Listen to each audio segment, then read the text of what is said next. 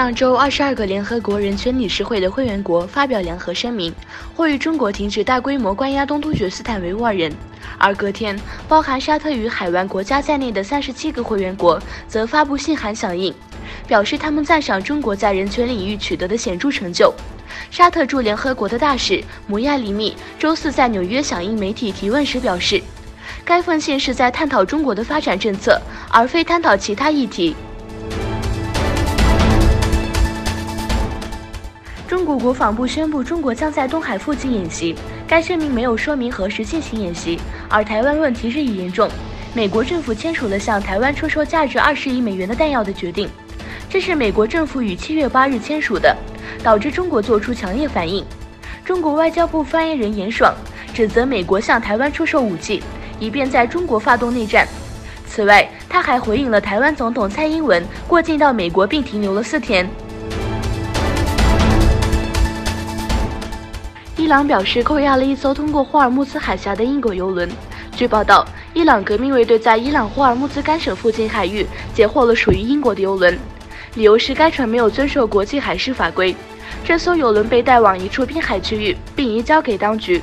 管理这艘船的北方海事管理公司说，这艘油轮在霍尔木兹海峡被身份不明的小艇和一架直升机靠近，公司随后与船上人员失联。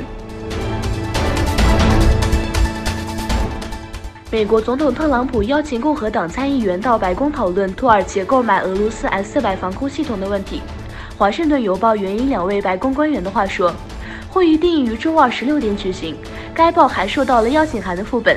邀请函上写着特朗普总统讨论土耳其问题等问题。新闻报道，有多名香港反送中示威者在7月1日冲击立法会之后来台寻求政治庇护。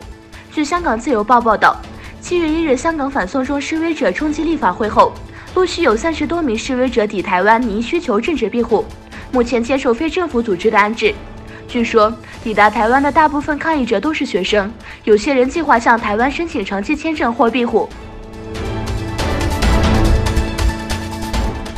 乌兹别克斯坦国际伊斯兰学院将豁免2019至2020学年国际本科生入学考试。因此，外国申请人将免于入学考试，并将在面试的基础上被接受。同样，在将来，外国学生可以自行决定学习乌兹别克语或俄语。